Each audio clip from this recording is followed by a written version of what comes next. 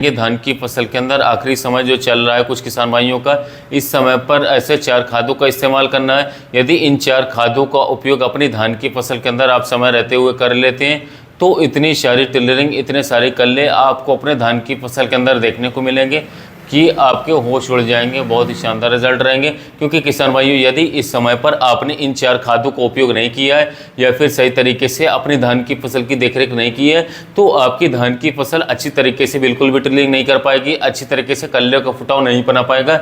और ये सब साथियों आप अच्छी तरीके से जानते ही हैं कि यदि फसलों के अंदर टिलरिंग अच्छी तरीके से नहीं होगी, कल्ले अच्छी तरीके से नहीं बनेंगे तो साथियों उसकी पैदावार भी बहुत ही ज़्यादा कम देखने को आपको मिलने वाली है। तो दोस्तों सारी पैदावार धान की फसल की टिलरिंग और कल्लों के ऊपर ही निर्भर करती है, डिपेंडेंट रहती है। और साथ ही साथ दोस्तों हमें अपने धान की फसल को रोगों से, कीटों से बचा करके रखना है साथियों, तभी हम एक अच्छा शानदार उत्पादन अपने धान की फसल से निकाल पाएंगे। बहुत ही अच्छा रहेगा। तो दोस्तों जिन खादों के बारे में मैं आपको बता रहा हूँ, ये टोटल 4 खादें किसान साथियों होने वाली है। चारों खादों को आपको सुनने के बाद, समझने के बाद ही आपको नीचे कमेंट करना है कि आपको क्या लगता है कि इनसे अच्छी टिलरिंग आपको देखने को मिलेगी या फिर बिल्कुल भी नहीं मिलेगी। दोस्तों बात करें तो इन खादों का उपयोग करने का बिल्कुल आखिरी और लास्ट समय चल रहा है। जो कहते किसान भाई धान की खेती कर रहे हैं तो वो रहता है धान की फसल के लास्ट के, मतलब ऐसा मान लीजिए आपकी धान की फसल की रोपाई आपने की है तो आज से लगभग साथियों 35 दिन से 40 दिन तक आपको इन खादों का इस्तेमाल करते रहना है। यदि 35 से 40 दिन के बाद आप इन खादों का उपयोग करेंगे तो साथियों आपको ज़्यादा अच्छे रिजल्ट, बिल्कुल भी अच्छे रिजल्ट देखने को नहीं मिलेंगे, ज़्यादा अच्छा बेनिफिट नहीं मिलेगा साथियों।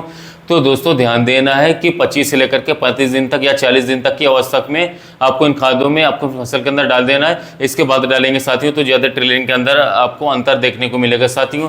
तो चलिए वीडियो को शुरुआत करते हैं। सबसे पहले दोस्तों जो हम खाद यहाँ पर हमको लेना है साथियों, वो ध्यान देना है कि हमारी धान की फसल के लिए सबसे ज़्यादा जो उपयुक्त खाद रहती है वो रहता है किसान साथियों जिंक सल्फेट का।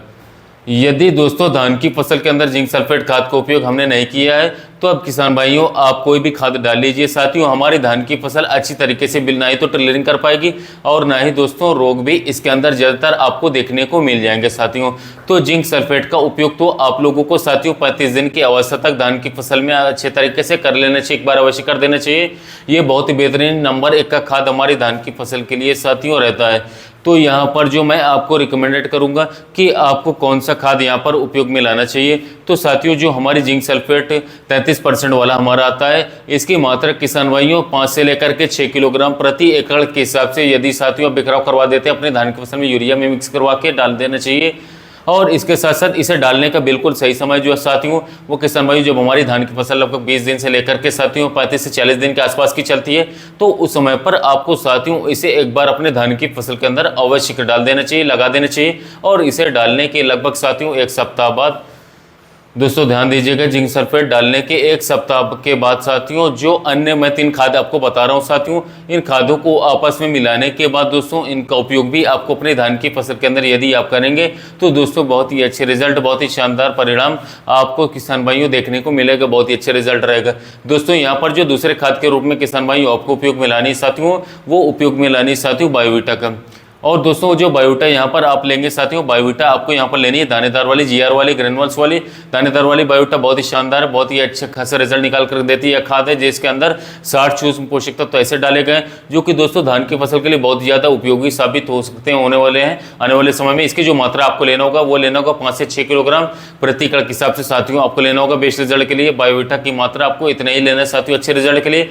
साथ ही में किसान भाइयों इसके जो आपको खाद ले लेना है, खाद के रूप में उपयोग में लाएंगे साथियों जो हमारा यूरिया, क्योंकि यूरिया भी यदि साथियों हम धान की फसल के अंदर नहीं डालते, नहीं उपयोग करते तो इससे फसल पीली पड़नी शुरू हो जाएगी और धान की जो ग्रोथ होती है साथियों वो भी किसान भाइयों काफ़ी कम देखने को मिलती है और उत्पादन भी असंभव लगता है। तो यहाँ पर यूरिया की मात्रा साथियों आप जो यहाँ पर लेंगे वो लेंगे 40 से 45 किलोग्राम प्रति एकड़ के हिसाब से साथियों, बहुत ही बेस्ट रिजल्ट रहेगा। तो यहाँ पर 2 खाद हो जाती है आपकी, एक तो बायोवीटा हो जाता है साथियों 5 किलोग्राम से लेकर 6 किलोग्राम, दूसरा यूरिया होता है साथियों आपका 45 किलोग्राम प्रति एकड़। इसके साथ ही में किसान भाइयों तीसरे खाद के रूप में आपको यहाँ पर लाना है साथियों, बहुत बेस्ट रिजल्ट वाला, ये भी बहुत ही शानदार वाला, इसके साथ साथ बहुत ही जरूरी खाद है साथियों। इसका उपयोग भी किसान भाइयों यदि आप यहाँ पर कर लेते हैं तो साथियों इससे हमारे धान की फसल की जो जड़ें होते हैं साथियों, जड़ों का विकास भी बहुत ही तेजी के साथ होना शुरू हो जाता है। इसके साथ साथ साथियों जितना ही ज़्यादा जड़ों का विकास होगा साथियों धान की फसल उतनी ज़्यादा पैदावार साथियों हमें निकाल करके आसानी से देती है।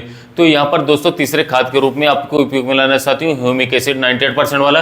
ह्यूमिक एसिड के साथियों यहाँ पर आप डोज लगाते हैं तो 1 किलोग्राम प्रति कड़ा अपनी धान फसल के अंदर उपयोग करते हैं तो साथियों इससे और भी बढ़िया और इसके साथ साथ शानदार रिजल्ट के साथ साथियों यहाँ पर आपको देखने को मिलेंगे वाले साथियों। तो यहाँ पर ह्यूमिक एसिड का उपयोग साथियों यहाँ पर अपनी फसल में जरूर करना चाहिए बेस्ट रिजल्ट के लिए। तो इस तरीके से किसान भाइयों इन 3 खादों को आपस में मिक्स करके साथियों 1 सप्ताह के अंदर से डालना है। और इसके साथ साथ पहले आपको डाल देने साथियों जिंक सल्फेट। यदि आप इतना कार्य कर लेते हैं अपने धान फसल में साथियों, इसके साथ साथ खेत के अंदर नमी बना करके रखते हैं, खेत के अंदर पानी चला करके रखते हैं साथियों, तो बहुत ही बेहतरीन बहुत ही शानदार वाले उच्च क्वालिटी के रिजल्ट आपको किसान साथियों देखने को मिलेंगे साथियों। कैसे लगे वीडियो अच्छा लगा तो चैनल को सब्सक्राइब कीजिए, वीडियो को लाइक कीजिए। यदि दूसरे किसान धान खेती करें तो उन तक यह वीडियो को शेयर कीजिए ताकि उन्हें भी महत्वपूर्ण जानकारी मिल सके। साथ ही मिलते हैं नए वीडियो में नए टॉपिक।